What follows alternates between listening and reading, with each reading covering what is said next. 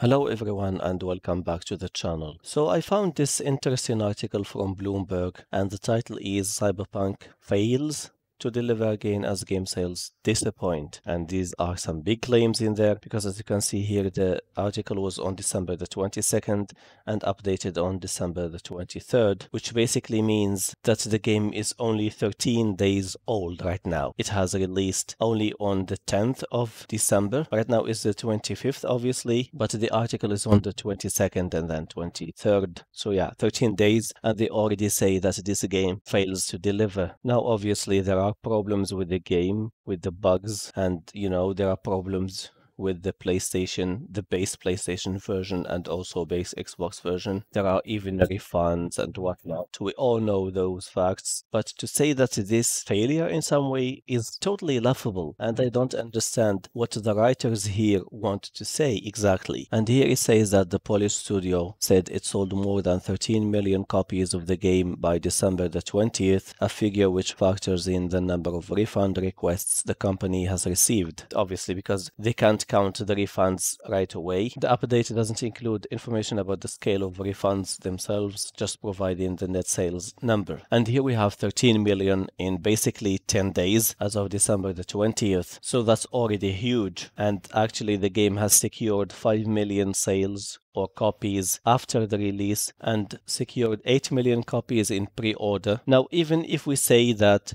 the base PlayStation 4 console and base Xbox One consoles, let's say for example that they have like 5 million copies, that's a lot. I'm being very generous here. Okay, so we have 8 million copies that the game sold already in 10 days, and they're saying here that the game disappoints. This is some passive aggressive thing here.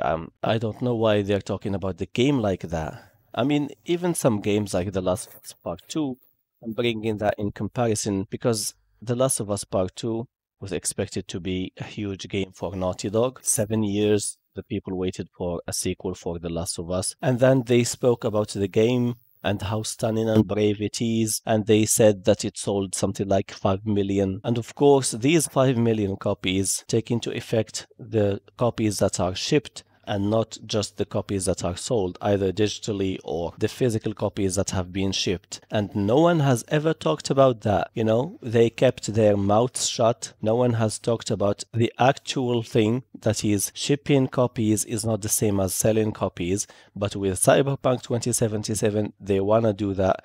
They want to try to be passive-aggressive about the game, and they try to downplay the number of copies that it sold, even though this game is very, very new, is very fresh, and obviously it's not the best experience for most people on consoles, considering that the base PS4 console and base Xbox One consoles are the majority of the consoles there.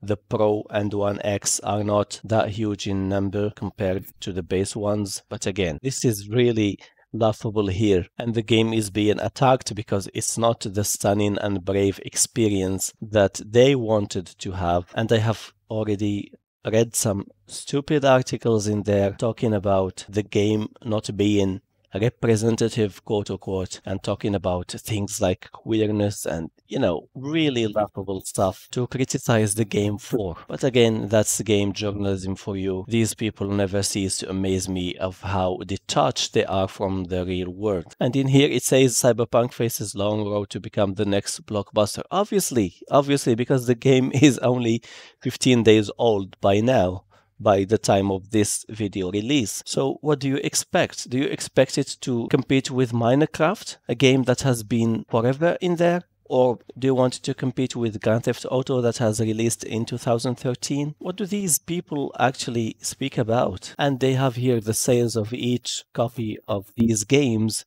And you see here, the game is already at 13 million copies. There will be a lot more copies sold through PC and also in consoles as soon as this shortage of Xbox Series consoles and PS5 consoles is over and people are able to get their hands on these things. So yeah, I don't understand why they're talking about the game and trying to diminish what it has already achieved in very few days. Yes, the game suffers from problems on the base consoles, but again, that's no excuse to just attack this game over and over again and to make it look like something miserable. And talking about these games, for example, PUBG. Does anyone remember how PUBG performed on base PS4 and base Xbox One consoles? It was abysmal. It was abomination.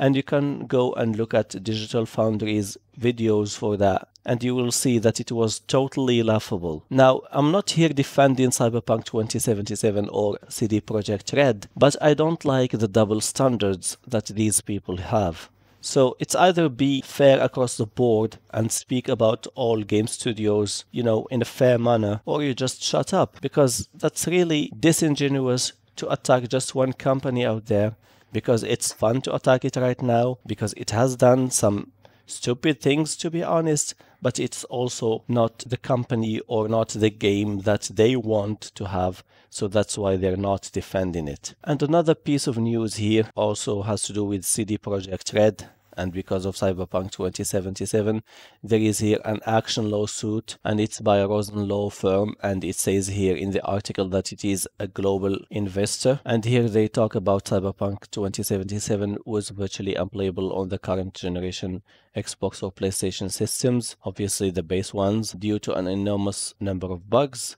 And as a result, Sony would remove Cyberpunk 2077 from the PlayStation Store, and Sony and Microsoft also offer refunds. Here they say would be forced to offer refunds. Consequently, said CD Projekt Red would suffer reputational and pecuniary harm. As a result, defendants' statement about its business operations and prospects were materially false and misleading, and or lacked a reasonable basis at all relevant times. And I think if the lawsuit goes here against CD Projekt Red, it should also go against Microsoft and against Sony, because obviously the game has to go through a number of validation processes. The game has to be validated and tested by Sony and by Microsoft in order to be accepted in their stores. But it seems this validation thing is only, or at least has only become a bureaucratic thing that, they do very quickly. They don't really care about how the game performs. As long as the game sells well, as long as no one is complaining, they will just let it slide. We will see how this lawsuit is going to evolve in the future, and we will see if CD Projekt Red is going to be able to recover from the huge damage that this game, Cyberpunk 2077, has caused them, or more precisely, the damage that they caused on themselves by releasing this game on base PS4 and Xbox One consoles, when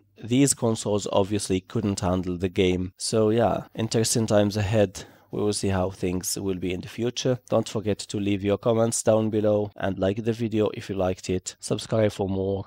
Thank you for watching, and I will talk to you again soon. Have a good one.